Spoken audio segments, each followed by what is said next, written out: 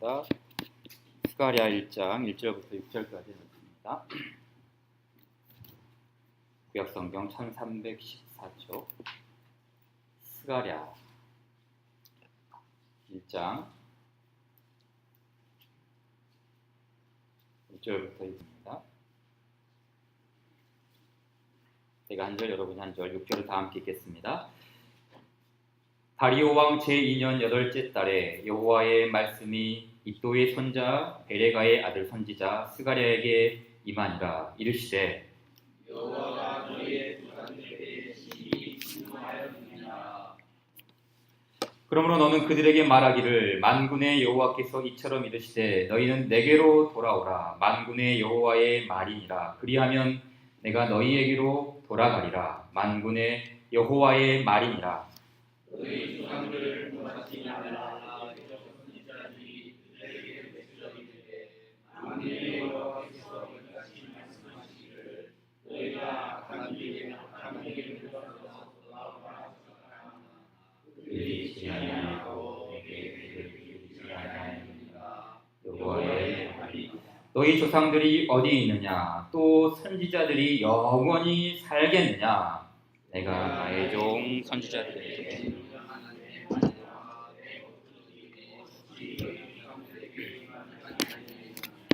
그러므로 그들이 너희에게 얻기를 만군의 여호와께서 우리에게 행하시고 뜻하신 것을 우리에게 행하셨도다 하였느니라. 아멘.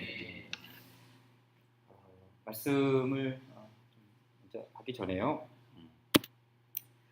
그림 잘 안 보이죠? 화면이 오류가 조금 문제가 좀 여름철에 습기가 좀 많아가지고 그러니까 왜 이걸 가져왔냐면 며칠 전에 여기가 뭐냐면은 그 우리 현관 있지 않습니까? 교회 현관 앞인데 그 밑에 지나가는데 화요일인가 수요일인가 화요일 같아요. 개미떼들이 오글오글 거리면서 이사를 하는 게 이렇게 보이더라고요. 이게 다 이 개미들이 어마어마한 개미들이 이렇게 왔다 갔다 하는 거 보면서 뭔 일이 나겠구나. 그런 이제 생각을 했는데 혹시 몰라서 사진을 이렇게 찍어놨어요. 아니나 다를까 오늘 이렇게 비가 많이 이렇게 온 걸 보면서 야 이게 왜 성경에서 개미에게서 배우라 이게 지금 왜 장원 말씀에서 그렇게 그 이야기가 나왔는지 그게 확 와닿게 되더라고요. 그래서 이거 보면서 이 개미는 이제 그런 동물의 본능으로서 이렇게 비가 올 것을 예측을 하고 자기가 이제 살 곳을 찾아서 이동했지 않습니까? 우리 성도들도 영적인 민감함이 좀 필요할 것 같아요. 그렇죠? 살아가는 동안 주님 오실 날이 얼마 안 남았구나. 주께서 오실 날이 얼마 남지 않았어. 이런 영적인 긴장감, 깨어 있는 것, 이런 것들이 오히려 우리가 참 이 개미를 보고서 이렇게 느끼는 게 아닌가 그런 생각이 됐어요. 그래서 오늘 그냥 비가 이렇게 많이 올 줄 몰랐는데 아침 일어나서 깜짝 놀랐습니다. 다 이렇게 범람을 하고 교인들도 못 올 정도로 이렇게 비가 많이 왔었는데요. 아무튼 우리가 이제 이런 개미들, 작은 미물들, 평소에는 이 개미들 교회 안에 지나가면 막 죽이고 짓밟고 내가 다 버렸거든요. 근데 이제 안 그랬어 이번만큼은 살겠다고 지네들도 살겠다고 이렇게 이사를 가는데 보면서 불쌍히 여기는 마음이 들어서 그냥 넘어갔습니다. 우리에게도 이런 영적인 민감함, 또 깨어 있는 그런 믿음이 우리에게 있기를 바랍니다. 자, 우리 스가랴서 계속 좀 공부를 했는데요. 지난주에 좀 배웠던 거 복습을 하고 가도록 하겠습니다. 퀴즈입니다. 포로죠, 1차 포로죠. 이 1차 포로에서 돌아온 이스라엘 백성들이 시작한 일이 뭐였죠? 객관식을 제가 준비했습니다. 어려울까봐. 1번 성벽 재건, 2번 성전 재건, 3번 성도 재건, 4번 성품 재건. 정답은? 그렇죠. 성전 재건. 자신있게 하세요. 자신있게. 이거 누구나 맞출 수 있는 겁니다. 자, 2번. 여러 가지 일로 성전이 멈추게 됐는데 총 얼마 동안 멈추게 됐는가? 1번 16일, 2번 16개월, 3번 1년 6개월, 4번 16년. 정답은? 모릅니까? 네. 정답은 16년이에요. 16년. 벌써 일주일 동안 배웠던 내용들 16년이죠. 16년 동안 성전 공사니 16년 동안 멈추게 되었습니다. 또 다시 성전을 재건하기 위해서 하나님께서 세우신 2명의 선지자가 있었죠. 누굽니까? 1번, 2번, 3번, 4번 중에 정답은? 확실합니까? 맞습니까? 네, 그렇죠. 학개와 스가랴 선지자입니다. 자, 마지막으로 이 스가랴서의 핵심 주제가 무엇이었나요? 마지막에 딱 언급을 하고 끝냈죠. 스가랴서의 핵심 주제는 뭐죠? 네, 회개인데 더 구체적으로 나가면 회개를 통한 회복입니다. 회개를 통한 회복. 단순히 회개하라 이게 끝이 아니라 회개를 통해서 그들이 진정한 회복을 갖추게 되는 게 바로 이 스가랴서의 핵심 메시지죠. 여러분, 이 회개가 무엇입니까? 회개는 하나님의 은혜의 선물이라고 있습니다. 우리가 믿음만, 그렇죠? 믿음만 은혜의 선물이 아닙니다. 너희는 그 은혜에 의하여 믿음으로 말미암아 구원을 받았으니 그 믿음은 너희에게서 난 것이 아니요 하나님의 선물이다. 이거 너무 잘 알죠. 믿음은 하나님의 선물이다라고 말하지만 아니요, 회개도 하나님의 선물입니다. 말씀을 한 구절 읽어볼까요? 사도행전 5장 30절과 31절 잘 보이시나요? 시작. 너희가 나무에 달아 죽인 예수를 우리 조상의 하나님이 살리시고 이스라엘에게 회개함과 죄 사함을 주시려고 그를 오른손으로 높이사 임금과 구주로 삼으셨느니라. 그러니까 예수님께서 죽으시고 부활하신 이유가 무엇인가? 회개함과 죄 사함을 주시려고. 회개도 주시는 거예요. 우리가 획득하는 게 아닙니다. 쟁취하는 게 아닙니다. 회개하는 마음을 하나님께서 선물로 주시는 것이죠. 사도행전 11장 18절도 맞습니다. 그들이 이 말을 듣고 잠잠하여 하나님께 영광을 돌려 이르되 그러면 하나님께서 이방인에게도 어떤 회개라고요? 생명을 얻는 회개입니다. 생명을 얻는. 그냥 회개가 아니에요. 우리에게 생명을 주시는 회개를 주셨도다 라고 말합니다. 생명 얻는 회개를 주시는 하나님. 선물이죠, 선물. 믿음과 함께 이 회개도 선물로서 주어지는 거예요. 우리 믿음의 선배들이자 신앙 역사의 거장인 청교도들은 신자에게 있어서 필요한 은혜 두 가지를 언급했습니다. 바로 하나는 믿음, 하나는 믿음이라는 날개고 또 하나는 날개냐면 회개. 이 믿음과 회개라는 두 개의 날개로 우리가 천국을 향해 비상한다는 것이죠. 마찬가지입니다. 우리가 이 세상을 살아가는 동안 믿음만 가지고서는 날 수가 없습니다. 믿음과 회개라는 두 날개를 가지고 주님을 향해 비상을 하는 것이죠. 그러기에 회개도 하나님의 선물이에요. 하나님의 은혜가 아니면 우리가 내가 회개할 거야. 아니요, 회개할 수 없습니다. 그렇다고 넉넉히 가만히 기다리고 있으면 회개가 팍 주어지는 것도 아닙니다. 만약 회개가 내 의지와 상관없이 그냥 갑자기 어느 날 갑자기 하나님이 너 회개하는 마음이 딱 부어져야지만이 이게 회개가 가능하다면은 하나님은 우리에게 회개하라 이런 말씀 주시지 않았을 거예요.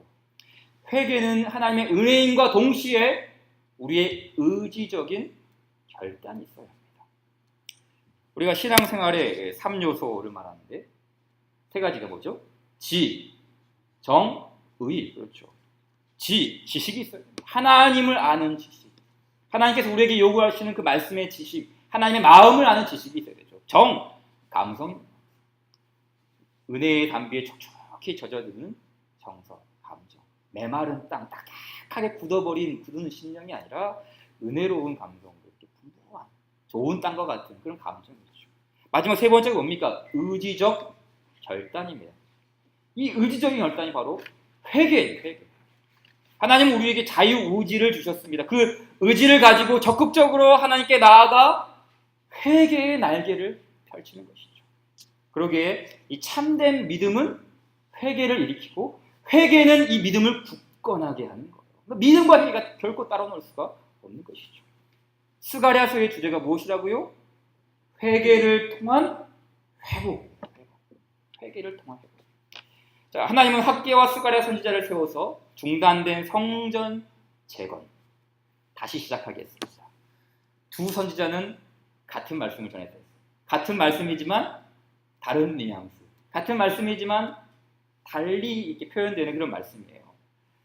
마치 학개 선지자의 말씀은 한약, 아주 쓰디쓴 한약과 같은 말씀이지만 스가랴 선지자의 말씀은 달달한 시럽이 들어간 양약과 같은 그런 말씀의 맛이 있어요.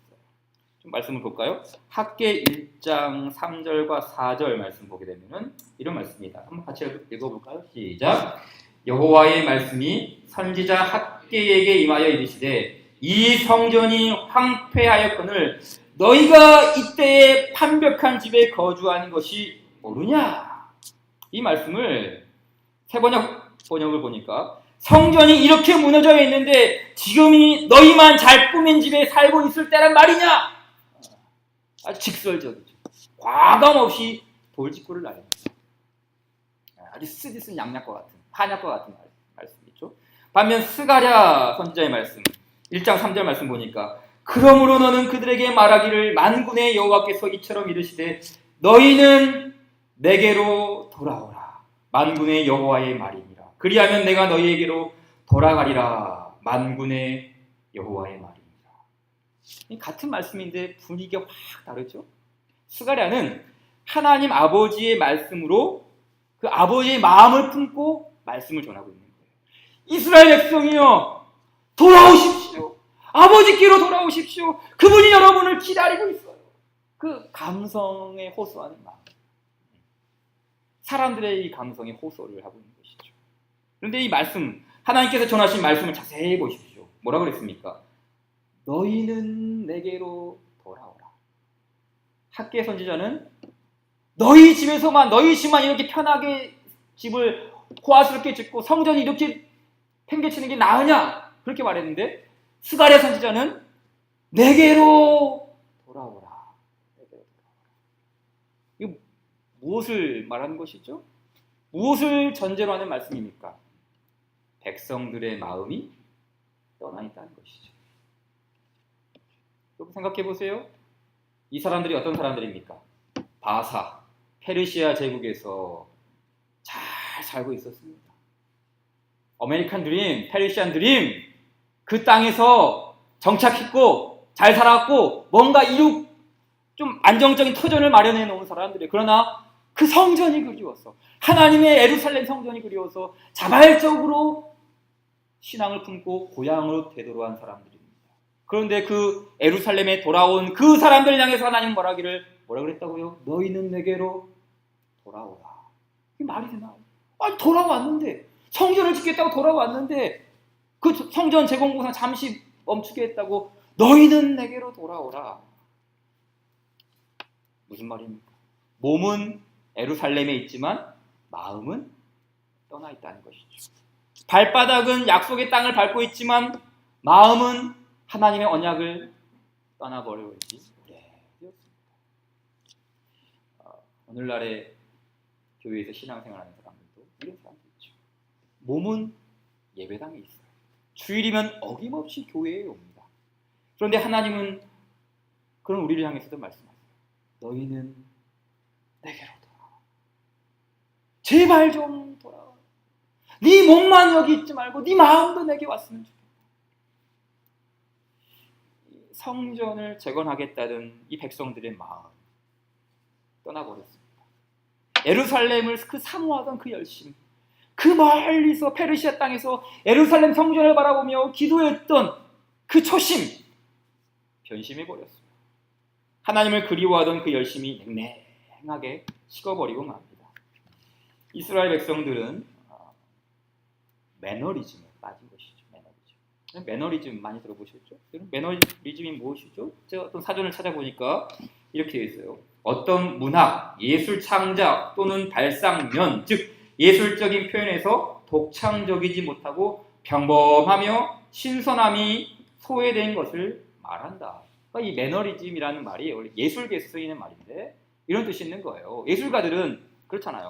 뭔가 창작을 해내고 좀 기발하고 뭔가 좀 번뜩이는 그런 것들을 해내야 되는데 못하겠어. 안 돼. 뭐 그냥 진부하게 그냥 평이하게 그냥 물 흐르는 대로 그냥 이렇게 하면 이게 매너리즘에 빠졌다는 것이죠. 그러니까 신앙생활도 매너리즘에 빠졌어요. 뭘 열심히 해. 그냥 편안하게 그냥 안일하게 그냥 교회만 잘 이렇게 다니면 되는 거지. 형식에만 안주한 채, 그렇죠? 마음은 없고 그냥 형식, 외형적인만 나 교회 줄 지켰어. 나 11조 해. 이렇게 이런 영적 매너리즘에 빠진 채 살아가는 이런 모습들이 있는 것이죠. 근데 이 영적 매너리즘은 굉장히 무서운 병입니다. 왜 무섭냐면 신앙생활 초신자들 혹은 신앙이 없는 사람들은 매너리즘에 빠지지 않아요. 어떤 사람들이 매너리즘에 빠집니까? 열심히 있는 사람들이죠. 뭔가 특심을 가진 사람들, 직분자, 그렇죠. 열심히 있는 성도 혹은 목회자, 이런 사람에게 오히려 매너리즘이 많이 찾아옵니다. 그래서 이 매너리즘에 빠지면 두 가지 증상이 나타나요. 첫째는 종교적 망상입니다. 종교적 망상. 이게 무슨 말이냐면 내가 종교적인 이 행사에 참여한 것으로 내 신앙적 의무를 다했다고 생각하는 거예요. 이 종교적 망상이죠. 나 주일 출석했어. 나 이래봬도 주일 예배 한 번도 빠진 적이 없는 사람이야. 우리 집안 4대째 예수 믿는 가문이라고. 나만큼 봉사하고 땀 흘린 사람 있으면 이 여름에 이렇게 땀 흘린 사람 있으면 나오라 그래. 이와 같은 형식적인 이런 종교적 행사에 참여한 것으로 하나님과의 관계가 충족되었다는 망상에 빠지는 것이죠. 이게 매너리즘에 빠진 사람들의 첫 번째 특징입니다. 두 번째 특징이 뭔가? 종교적 반항입니다. 반항. 망상에 빠지면 반항할 수밖에 없어요. 반항은 불순종이죠. 목이 꼿꼿해지고 교만해지는 것이죠. 부드러운 마음으로 순종할 수가 없어요. 반항을 하게 됩니다. 반항. 그 사울 왕을 좀 보십시오. 사울 왕. 사울 왕이 그랬잖아요. 내가 내 욕심 때문에 이 짐승들을 빼돌린지 아십니까? 아닙니다. 이 짐승들 좀 보세요. 얼마나 귀합니까? A급. A. 너무나 좋은 가축들입니다. 이것 가지고 이 특별한 짐승들 가지고 하나님께 제사들이 얼마나 기뻐하실까요? 누가 나 좋다고 한 줄 아십니까? 아닙니다. 하나님 기뻐하기 위해 제사 드리기 위해 내가 이 재물을 챙긴 거예요.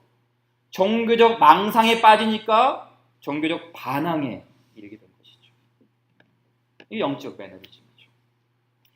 그러기에 하나님께서 백성들에게 뭐라고 했습니까? 돌아와라.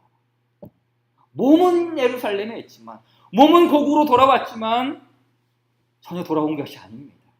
하나님께로 돌이켜야 하는 것이죠. 더 나아가 이거는 단순히 눈에 보이는 성전이 중요하다는 게 아니에요. 그렇죠? 실제로 포로 귀환 자들 중에서 이런 사람이 있었을 거 아닙니까? 그래, 성전만 재건되면 모든 문제가 해결되는 게 아니야. 까짓거 내가 돈 좀 쓰지 뭐. 까짓거 내가 손 걷어붙여서 일 좀 하지. 성전만 재건되면 할 거 아니야. 이런 마음을 가진 사람이 있었을 거예요. 그러나 성전을 재건하는 것도 중요하지만 동시에 영적인 신앙을 재건하는 것이 더 중요했어요. 이 스가랴 선지자가 말하는 메시지가 여기에 있는 것이죠. 성전을 재건하라 이게 아닙니다. 뭐라겠습니까? 너희는 돌아와라. 영적인 이 무너진 성전, 너희의 이 성전을, 내면의 성전을 재건하라. 그래서 스가랴서 1장부터 말하기를 성전 재건하라 이 말 하지 않았어요.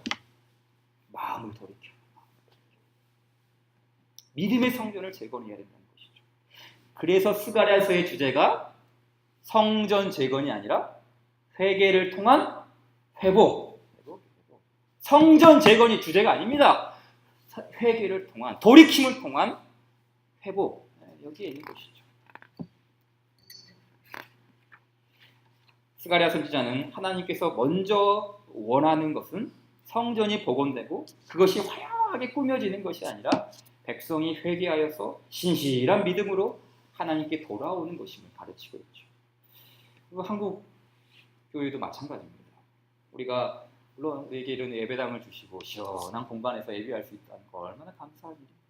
그러나 눈에 보이는 건물이 전부가 아닙니다. 하나님이 우리에게 요구하시는 것이 건물 증축일까요? 리모델링일까요? 물론 교회에 좀 비도 새고 덥고 그래서 필요한 부분들 부수적인 것 해결해야 되죠. 그러나 더 본질적인 것은 그게 아니에요. 여호와께로 돌아가는 것. 너희는 내게로 돌아와라. 주님께로 돌이키는 것이죠. 자, 그렇다면 여호와께로 돌아가는 것이 무엇인가? 계속해서 끊임없이 돌아와라. 너희는 내게로 돌아오라 말씀하시는데 여호와께로 돌이키는 것이 무엇인가? 자, 두 가지를 나누도록 하겠습니다. 첫째로 여호와께로 돌이키는 것, 그 뭐냐면은 회개의 필요성을 인식. 회개의 필요성을 인식하는 거예요. 자, 오늘 본문 말씀 보게 되면요. 2절에 이렇게 시작을 하죠. 여호와가 너희의 조상들에게 심히 진노하였느니라. 하나님께서 뭐라고 그랬습니까? 그냥 진노한 게 아니라 매우 심히 강력하게 너희의 조상들에게 진노하셨다. 그 이유가 무엇인가? 그 이유가 뭐죠? 우상 숭배했기 때문입니까? 원망했기 때문입니까? 불신앙 때문입니까? 자, 4절 말씀 같이 한번 다시 읽을까요? 시작. 너희 조상들을 본받지 말라. 옛적 선지자들이 그들에게 외쳐 이르되 만군의 여호와께서 이같이 말씀하시기를 너희가 악한 길, 악한 행위를 떠나서 돌아오라 하셨다 하나 그들이 듣지 아니하고 내게 귀를 기울이지 아니하였느니라. 여호와의 말이니라. 그러니까 여러분 보세요. 이 돌아오라는 하나님의 말씀은 새로운 게 아니에요. 지금 이때 스가랴 선지자한테 들려진 게 아닙니다. 언제부터 있었습니까? 이미 조상적부터 있었어요. 조상적부터 돌아와라. 만군의 여호와께서 말씀하기를 악한 길, 악한 행위를 떠나서 돌아와라. 그 말씀하셨어요. 그러나 조상들은 듣지 않았습니다. 무시했어요. 멸시했어요. 여호와께 귀를 기울이지 않습니다. 다시 말해 회개의 필요성을 인식하지 않았다는 거예요. 회개요? 저희 이미 잘하고 있는데요. 무슨 소리입니까? 여호와께 돌아오라니요. 필요성을 인식하지 않은 거예요. 교회 안에도 이런 사람들 있죠. 목사님 오늘 말씀에 큰 은혜 받았습니다. 그런데 오늘 설교 말씀은 김지사가 들어야 됐는데 김지사가 오늘 김지사가 필요하면 비와 가지고 안 왔네요. 본인에게 주는 말씀이 아니라 누구에게 나한테 필요한 말씀이 아니라 저 사람이 들어야 할 말씀인데 이런 거예요. 아닙니다. 지금 그 말씀을 듣고 있는 나 자신이 회개해야 되는 것이죠. 이 말씀은 다른 누군가에게 적합하다고 생각하는 바로 그 당사자가 회개해야 할 말씀이에요. 생명, 아까 봤잖아요. 회개란 무엇인가? 생명을 얻는 회개라고 했거든요. 생명을 얻는 회개. 그러니까 이 여호와께로 돌아가는 것이 은혜이고 여호와께로 돌아가는 것이 축복이고 여호와께로 돌아가는 것이 영생입니다. 그러나 회개를 인식하지 못하면 어떻게 됩니까? 아까 봤잖아 우리 4절 말씀에 너희 조상들을 본받지 말라. 왜 본받아서는 안 됩니까? 5절과 6절에 있는 말씀, 이 말씀이 새 번역으로 제가 좀 가져봤는데요. 이렇게 번역을 했더라고요. 왜 조상들을 본받지 말아야 되는가? 5절 너희의 조상 그들은 지금 어디에 있느냐? 그때의 예언자들 그들이 아직 살아있느냐? 내가 나의 종 예언자들을 시켜서 너희 조상에게 명한 나의 말과 규례를 그들이 듣지 않더니 마침내 형벌을 받지 않았느냐?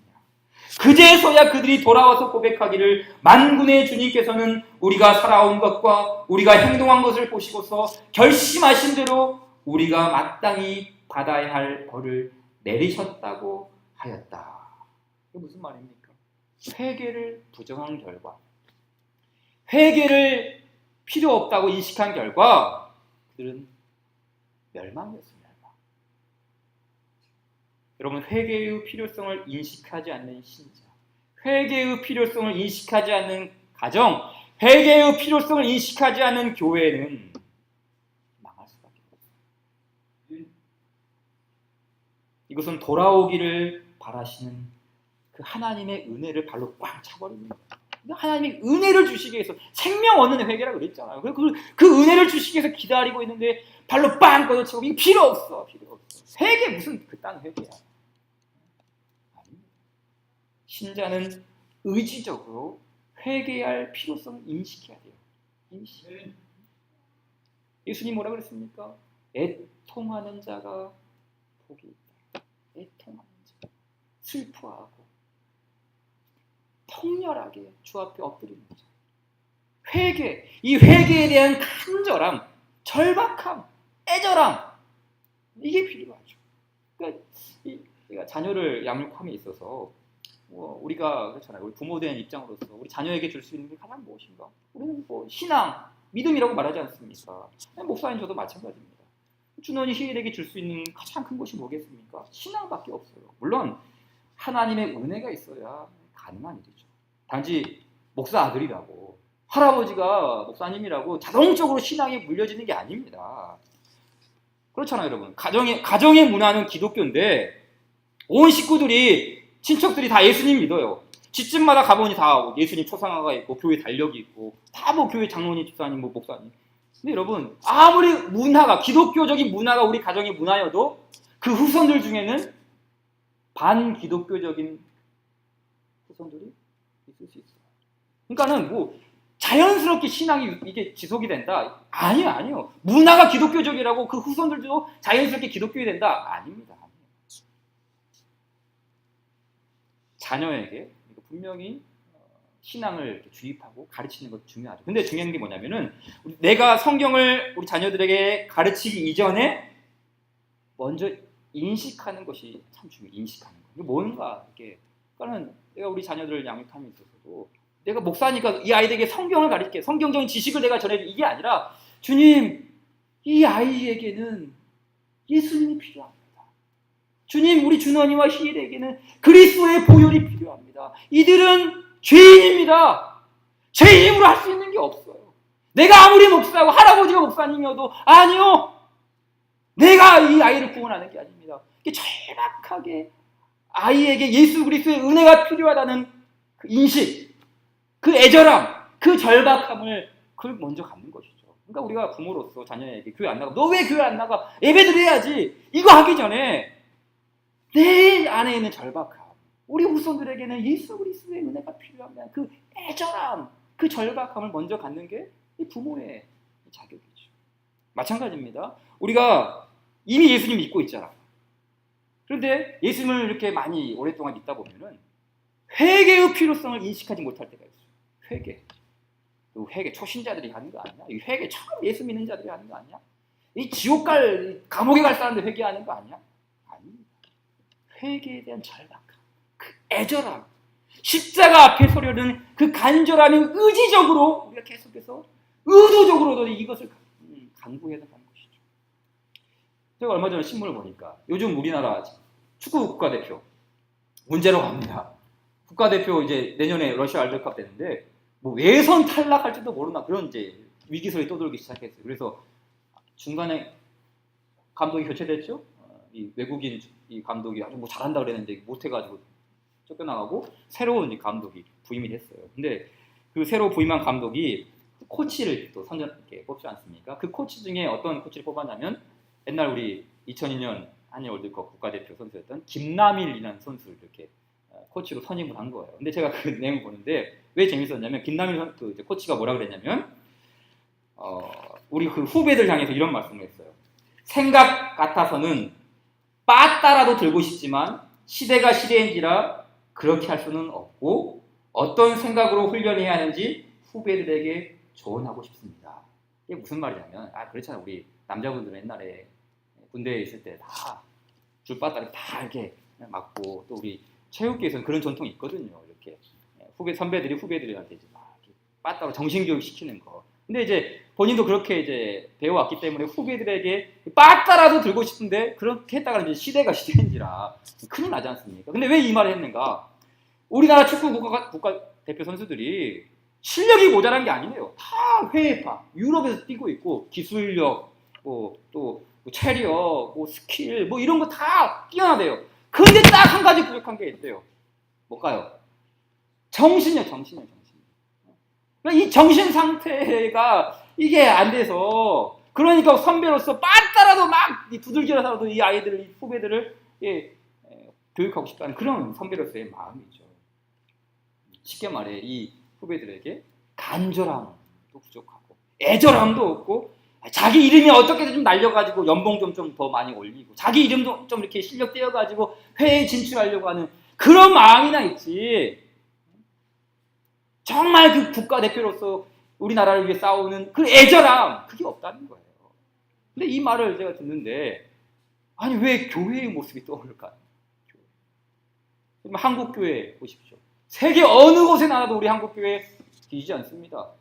세계에서 가장 큰 교회가 여의도에 하나 있고요. 세계에서 가장 큰 장로교회가 여기 서울 명일동에 있고요. 세계에서 가장 큰 감리교회도 우리나라에 있습니다. 어느 나라에 대해도 우리 한국 교회는 손색이 되지 않습니다. 여러분, 그런 어마어마한 교회들이 우리나라에 있음에도 불구하고 한국 사회에 미치는 영향력이 지금 무엇입니까? 예수님이 빠따라도 들고 이 교회를 책망해야 하는 그런 시대가 아닙니까? 교회만이 아니죠. 지금 우리 내 모습이 아닙니까? 너무나도 편하고 너무나도 뭐 종교적인 억압도 없고 편리하게 아주 편하게 신앙생활 하다 보니까 간절함이 없어요.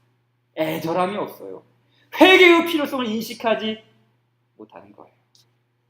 이런 우리를 향해서 스가랴서의 말씀이 있는 거예요. 하나님은 스가랴를 통해 우리에게 말씀하십니다. 너희가 내게로 돌아가야 돼. 너희가. 자, 두 번째로 여호와께로 돌아가는 것이 무엇인가? 그것은 회개를 사랑하는 거예요. 회개를 사랑하는 거예요. 우리가 이제 회개에 대한 잘못된 좀 오해가 있습니다. 다음 주에 좀 이 주제를 자세히 다루겠지만, 여러분 회개가 뭐죠? 회개? 왜 회개합시다. 그러면은 다 대부분 이런 생각하죠. 회개 기도하는 거. 물론 우리가 내가 지은 죄를 하나님께 고백하는 거, 이게 기도로 표현되는 게 맞습니다. 그러나 여러분, 회개 기도를 하면 내 죄가 사해지나요? 맞는 말입니까? 틀린 말입니까? 회개 기도를 해야지만이 내 죄가 사해집니까? 오해입니까? 다른 이해입니까? 오해죠. 회개, 그럼 고해성사가 뭡니까? 고해성사. 회개를 해야만 내 죄가 사해진다. 아닙니다. 이거 틀린 말이죠. 성경적인 말이 아니죠. 우리의 죄 사함은 오직 예수 그리스도의 보혈로만 가능합니다. 믿습니까? 그리스도의 속죄만이 우리의 죄를 다 용서하는 거죠. 그러니까 회개 기도가 내 죄를 사하는 건 아니에요. 그렇죠? 회개 기도. 그러니까 회개합시다 그러면은 전부 다 회개 기도를 말하는데 그게 아닙니다. 신자의 회개란 무엇인가? 회개란 말 그대로 돌이킴. 운전 영어로 표현하면 유턴. 잘못된 길에서 돌아서는 거예요. 이것을 생생하게 잘 묘사한 그림이 어디에 있습니까? 누가복음 15장에 나오는 잃은 아들의 비유죠. 거기서 뭐라 그랬습니까? 아들이 말하죠. 그가 돼지 먹는 지엄 열매로 배를 채우고자 하되 주는 자가 없는지라 이에 스스로 돌이켜 이르되 내 아버지에게는 양식이 풍족한 풍분이 얼마나 많은가 나는 여기서 주려 죽는구나. 그 다음에 하는 말이 뭡니까? 이에 일어나서 아버지께로 뭐 했다고요? 돌아가니라. 돌이킴. 이게 바로 해결하는 거. 돌이킴. 잘못을 깨닫고 바른 길로 돌아가는 것, 이게 바로 회개죠. 회개. 그러나 회개가 아름다운 이유는 회개 자체의 뭐 화려한 장식이기 때문이 아닙니다. 지난 시간에 제가 이야기했듯이 회개가 하나님의 은혜의 이유는 그것을 받아주시는 하나님의 사랑 때문입니다. 아버지께로 돌아가니라. 바로 그 다음에 나오는 말이 뭡니까? 아버지께로 돌아가니라. 아직도 거리가 먼데 아버지가 그를 보고 지금이 여겨 달려가 목을 안고 입을 맞추니. 바로 이거죠. 회개 자체가 능력이 있는 것이 아니라 그 회개를 받아주시는 아버지. 아직도 거리가 먼데 아버지가 그를 보고 지금이 여겼다. 아버지의 사랑이죠. 회개가 아름다운 이유는 우리를 품에 안으시는 아버지의 사랑입니다. 그러기에 회개를 사랑한다는 것은 회개 자체를 사랑한다는 뜻이 아니죠. 어떤 뜻이 있습니까? 회개를 사랑한다는 것은 나를 받아주시는 하나님을 사랑한다는 것이죠. 회개를 사랑한다는 것은 나를 용서하시는 예수님을 사랑한다는 뜻입니다. 회개를 사랑한다는 것은 나를 품에 안으시는 아버지 하나님을 내가 사랑한다는 거예요. 회개하라는 말씀은 용서하시고 받아주시겠다는 은혜의 초청입니다. 오늘 3절에 있는 말씀이죠. 그러므로 너는 그들에게 말하기를 만군의 여호와께서 이처럼 이르시되 너희는 내게로 돌아오라. 만군의 여호와의 말이니라. 그리하면 내가 너희에게로 돌아가리라. 만군의 여호와께서 내게로 오라. 내게로 오라. 수고하고 무거운 짐진 자들아 다 내게로 오라. 오라. 예수님도 말씀하셨죠. 오라는 말은 뭡니까? 은혜의 초청입니다. 축복으로의 초대이죠. 사랑으로의 초청입니다. 주님은 끊임없이 우리를 부르십니다. 오라. 오라. 내게로 오라. 그러니까 이 회개를 살아간다는 게 뭐라고요? 우리를 부르시는 하나님께로 내가 안기는 것이죠. 회개 자체가 능력이 있는 것이 아니라 그 회개를 통해서 우리를 품에 안으시는 아버지 하나님과의 사랑의 그 회복, 바로 그 은혜가 여기에 있다는 것입니다. 주님은 끊임없이 우리를 부르셔서 오라. 그리하면 내가 너희에게로 돌아가리라. 함께 하시겠다는 것입니다. 임마누엘, 하나님의 함께 하심이 회개를 사랑하는 자들에게, 하나님을 사랑하는 자들에게 그 임마누엘의 은혜가 있는 줄 믿습니다. 마지막으로 우리가 이제 회개를 사랑하는 6가지 요소를 나누고 마치도록 하겠습니다. 자, 이거 하려면은 최소 2명씩 짝은 지어야 돼요. 자, 2명씩 한번 짝을 지어보시죠. 2명씩 어떻게든지 확인을 해야 되기 때문에 2명씩 짝을 지어야 됩니다. 그래서 혼자 있거나 혹 이렇게 뭐 2명, 3명 이렇게 있어야 되지, 절대로 이렇게 조금 웬만하면 2명씩 이렇게 할 수 있도록 짝을 지어주세요. 이거 외우는 것입니다. 이거는 성경 공부 시간이니까. 자, 회개를 사랑하는 6가지 요소. 자, 첫 번째, 손가락을 펴세요. 엄지손가락 펴고, 첫 번째는 발견하는 시작. 발견하라. 자, 뭘 발견해야 될까요? 죄를 발견하는, 죄를 발견해야 됩니다.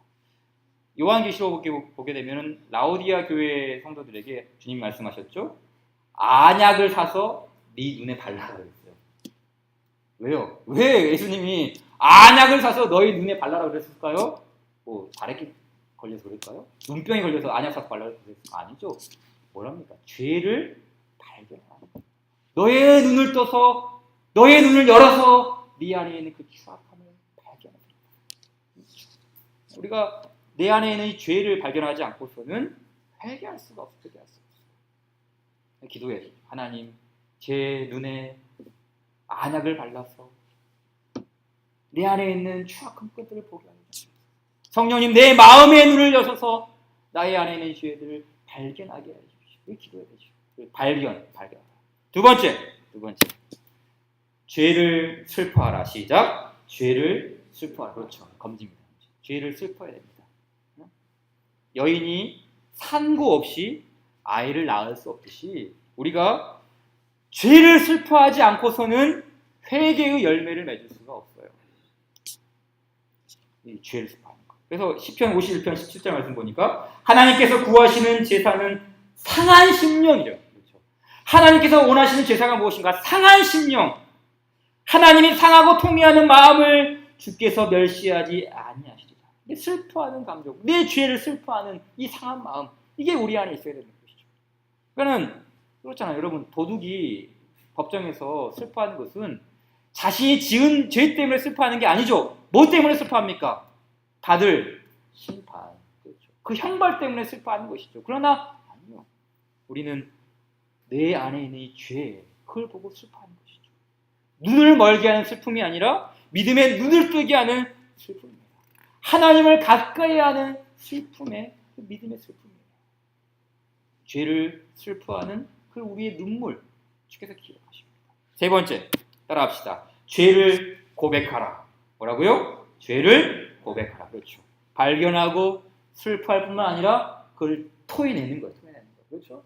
여러분, 잘못된 것을 우리가 먹으면 토해내게 돼 있어요. 뇌 안에 있는 이 죄성, 잘못된 것들 토해내야 됩니다. 토해내야 돼요. 불순물을 토하지 않고서는 우리 안에 이게 다 마비시킵니다. 죄를 숨기면 잘 되지 못하지만 죄를 고백하고 끊는 사람은 자비를 얻고 불쌍히 여김을 받습니다. 죄를 고백하라. 자, 네 번째, 따라합시다. 죄를 부끄러워하라. 시작. 죄를, 네, 그렇죠. 이 죄를, 내가 이 죄 짓는 것을 부끄러워할 줄 알아요. 여러분, 인간이 짐승과 다른 게 뭡니까? 짐승은 부끄러워할지 모릅니다. 짐승이 두려워할 수 있고요. 짐승이 겁먹을 수 있고요. 짐승이 배고픔도 느끼죠. 그러나 부끄러움은 없어요.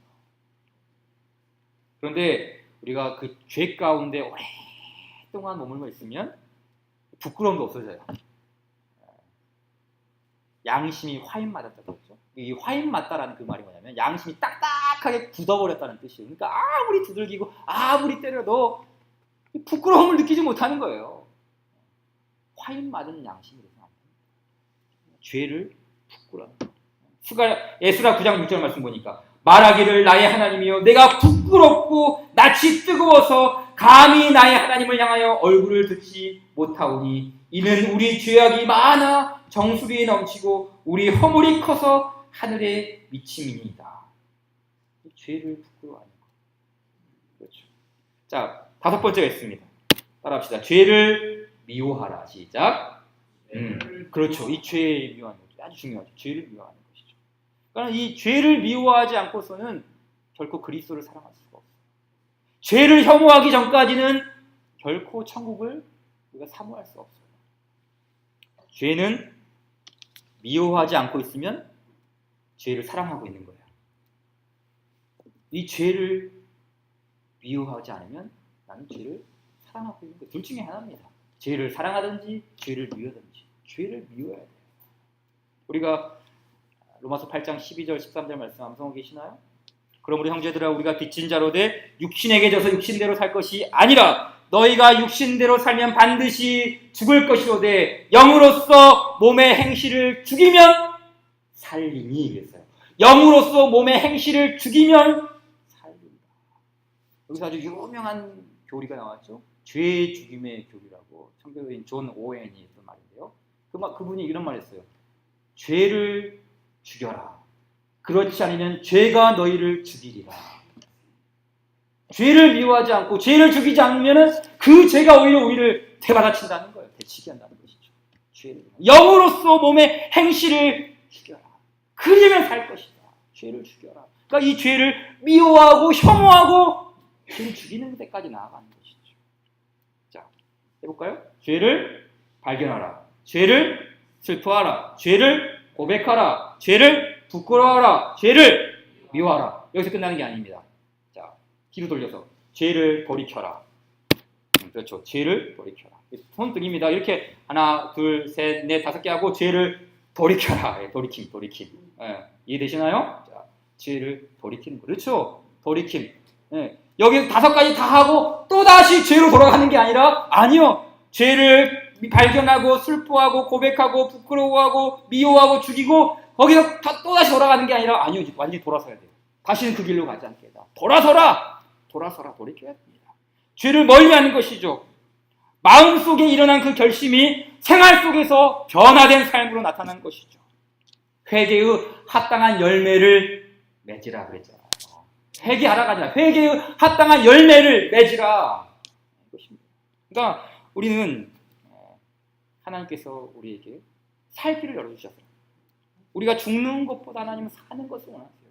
바로 이 5가지 플러스 하나 돌이켜라. 자, 2사람씩 짝을 짓고 하나씩 안 보고 한번 해봅시다. 안 보고 한번 시작. 자, 먼저 하세요. 누가 먼저 할 것인지 얘기하고 한번 해주시기 바랍니다. 5가지가 무엇인지 또 하나가 무엇인지 얘기해 주시기 바랍니다. 네. 한 사람이 하고 그 다음에 한 사람이 또 해주시고. 네. 잘 안 보임, 잘 모르게 보고 하셔도 됩니다. 자.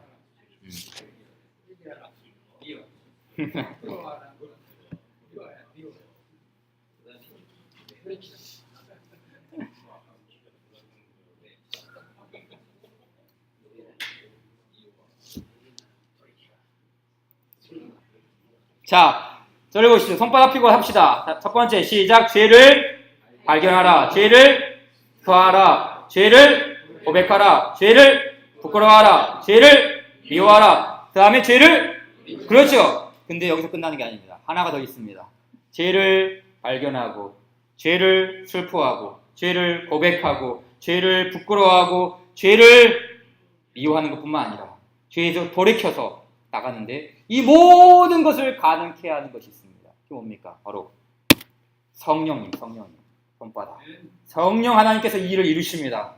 우리가 하는 게 아닙니다. 성령께서 발견하게 하시고 성령께서 슬퍼하게 하시고 성령께서 고백하게 하시고 성령께서 부끄러워하게 하시고 성령께서 미워하게 하시고 성령께서 돌이키게 하십니다. 성령 하나님 붙잡아야 됩니다. 이 손바닥을 성령님을 붙잡아요. 성령님께서 이를 일으킵니다.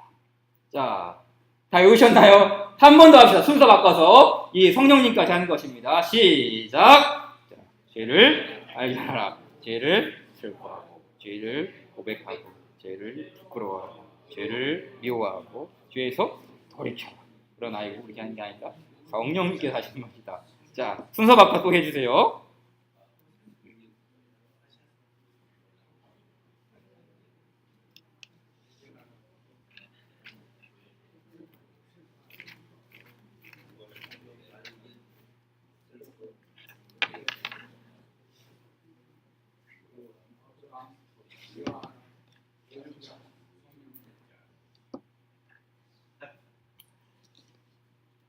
다 해보셨나요? 네, 오늘 이후로 무조건 손만 보면 이거 하십시오. 손만 보면은 가다가 손 보고 죄를 발견하라, 죄를 슬퍼하라, 돌이켜라. 성령께서 하신다. 이 손가락에 써놓으세요. 모르겠으면 써놓으세요.